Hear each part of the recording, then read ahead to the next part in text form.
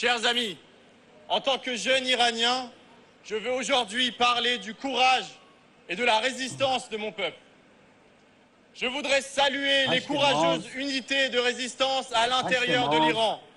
Les 250 unités de résistance qui ont mené le 23 février une opération audacieuse contre le lieu hautement sécurisé de résidence de Khomeini à Téhéran. Au cours de cette opération, environ 100 membres des unités de résistance ont été tués ou arrêtés. Leur bravoure et leur sacrifice témoignent de la détermination sans faille de ces jeunes à lutter pour la liberté et la justice. Pendant toutes ces années, ce que j'ai vu et entendu n'était pas seulement des informations ou des analyses, c'était l'histoire du courage, l'histoire du sacrifice, l'histoire des femmes et des hommes de la résistance qui ont tout donné pour que le peuple iranien puisse un jour vivre libre.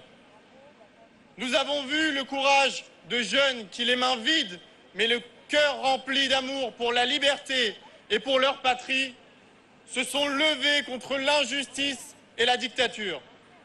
Par leurs actions et par leur bravoure, ils ont montré que la résistance est vivante. C'est de cette société, de cette lutte et de cette détermination qu'ont émergé les unes après les autres les unités de résistance. Les soulèvements de ces dernières années, de 2017 à 2022 et jusqu'à aujourd'hui, ont montré une vérité simple. Le peuple iranien n'a plus peur. Et à l'approche du 8 mars, journée de la femme, je voudrais rappeler que lors de ces soulèvements, les femmes iraniennes ont joué un rôle essentiel. Elles étaient en première ligne, courageuses, déterminées, inspirantes. Elles ont montré que les femmes peuvent être une force motrice dans la lutte pour la liberté.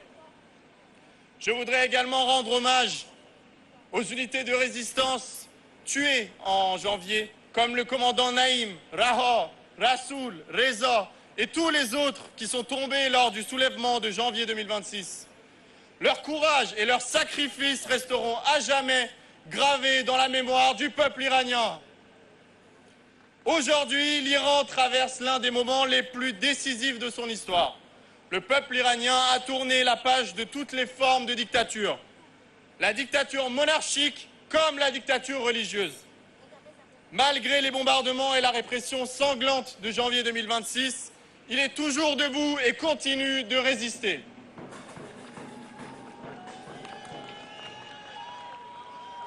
Ce que veulent les Iraniens est clair, un avenir libre, démocratique et fondé sur la volonté du peuple.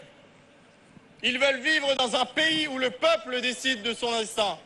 Un pays où tous les 4 ans, les citoyens peuvent choisir librement leurs dirigeants et les remplacer s'ils le souhaitent. Le temps des pouvoirs héréditaires et des dirigeants à vie est révolu. Ni le fils du dictateur monarchiste d'hier, ni le fils du dictateur d'aujourd'hui ne peuvent décider de l'avenir de l'Iran. L'avenir de l'Iran appartient au peuple iranien.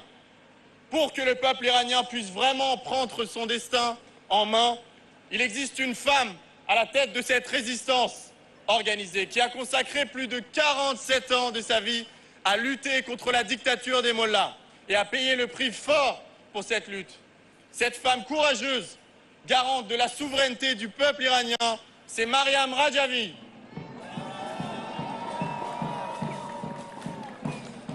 Alors aujourd'hui, d'ici, nous le disons haut et fort, à bas l'oppresseur, qu'il soit chat ou guide suprême, vive la liberté!